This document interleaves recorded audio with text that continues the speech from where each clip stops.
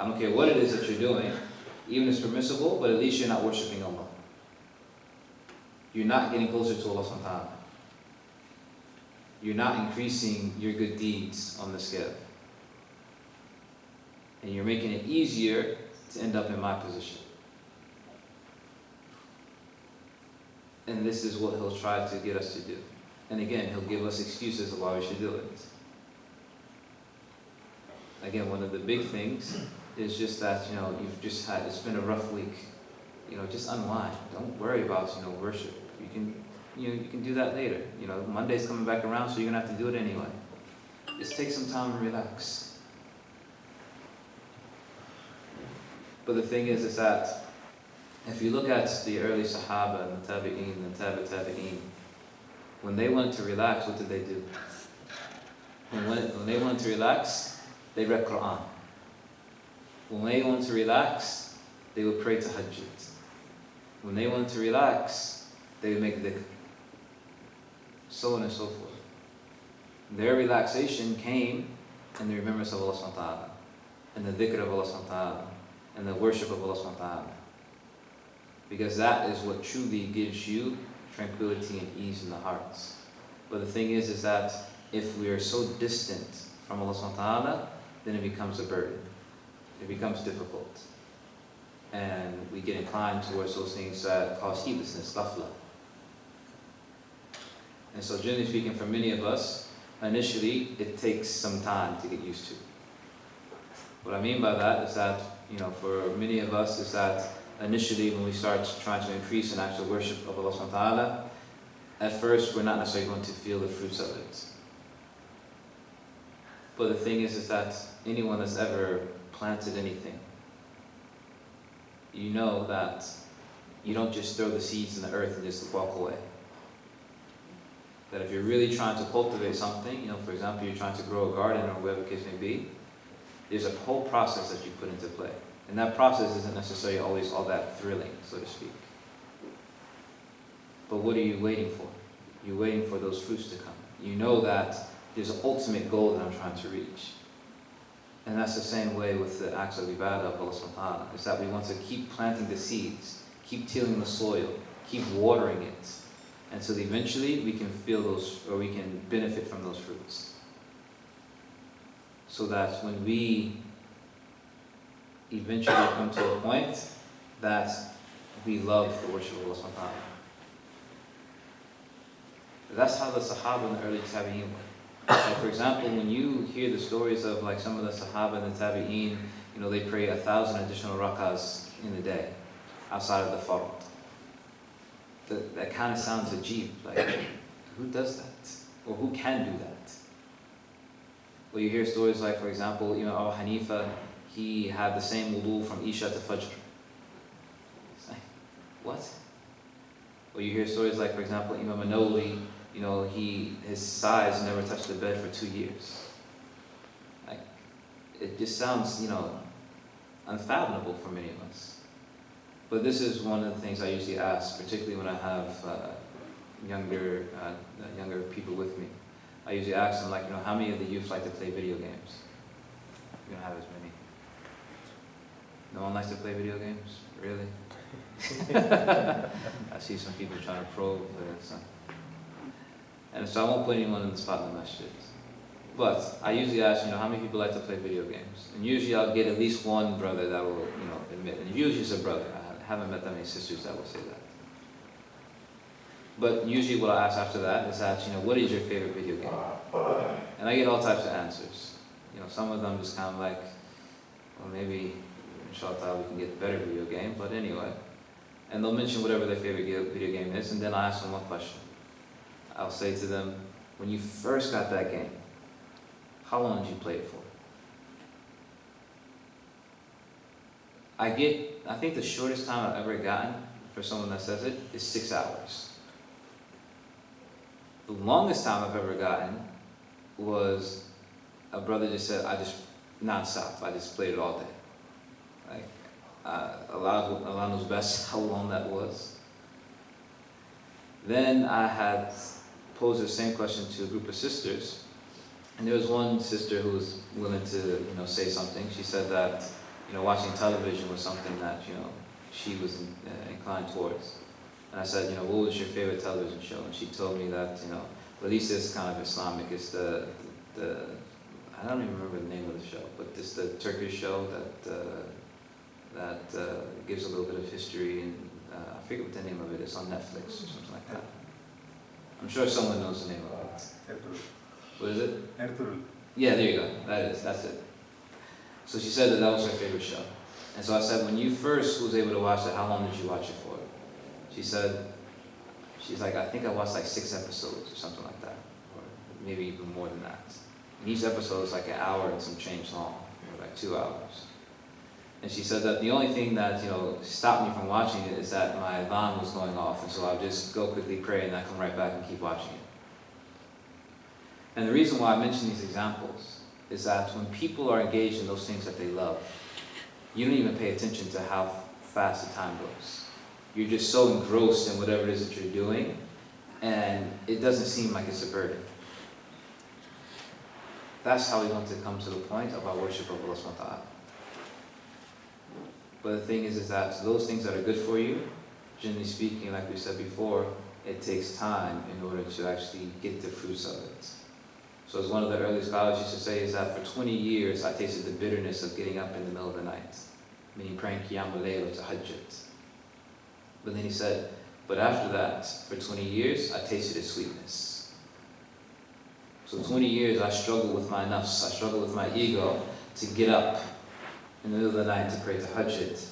But then Allah subhanahu wa ta'ala gave me that opening, and then for the next 20 years of me praying it, I just felt the sweetness. And so the thing is that this is what we want to do. The more that we strive to get closer to Allah subhanahu wa ta'ala, the more we repel the waswasa of the shaitan. And this is the whole aspect of a person having taqwa, of being conscious of Allah subhanahu wa ta'ala and what it is that will draw us nearer to Him and what it is that will bring us away from Him. Is that we're supposed to be of those who are always striving to draw near to Allah subhanahu wa ta'ala, as the Messenger of Allah did himself. The Messenger of Allah was constantly striving to get nearer and nearer to Allah subhanahu wa ta'ala because he understood the fruits of being close to Allah subhanahu wa ta'ala. That there's no greater feeling that you can have than closeness to Allah subhanahu wa ta'ala. Because who is it or what is it that actually puts joy in a person's heart? I'll give you a hint. There's nothing in this dunya. Happiness is not something that can be obtained from anything in this dunya. And I'll explain that.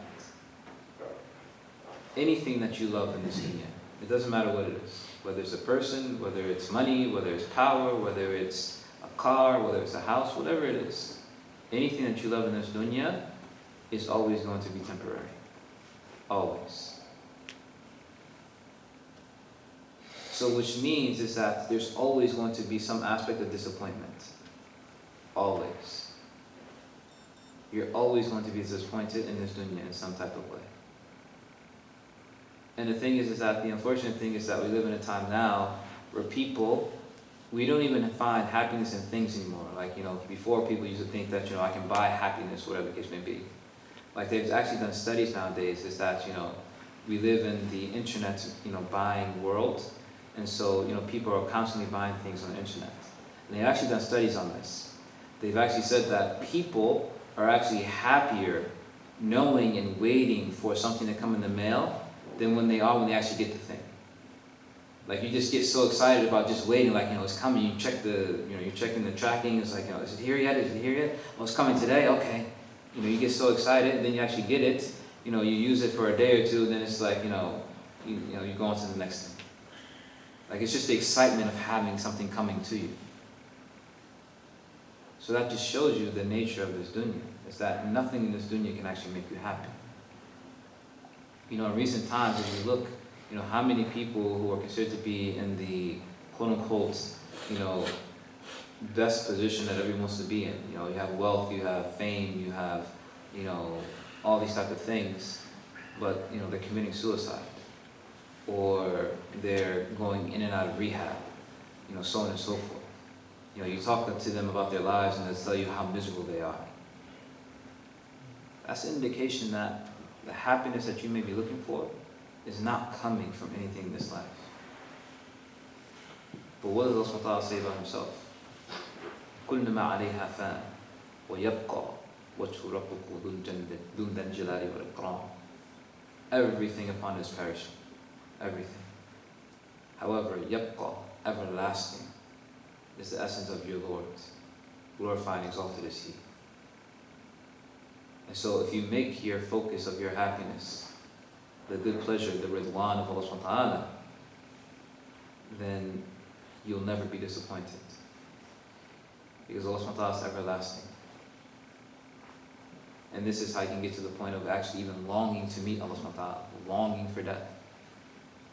And this is how you can truly disappoint the shaitan. You get a person that's truly longing to meet their Lord, they're not worried about any of the things of this dunya. Because the only thing that the shaitan is going to try to tempt you with is the things of this dunya, because that's the only thing that he can. But if your focus is the akhirah, then you're not going to be tempted by this dunya. This is the likeness of, for example, Umar Khattab, and inshallah we'll probably start wrapping it up at this point.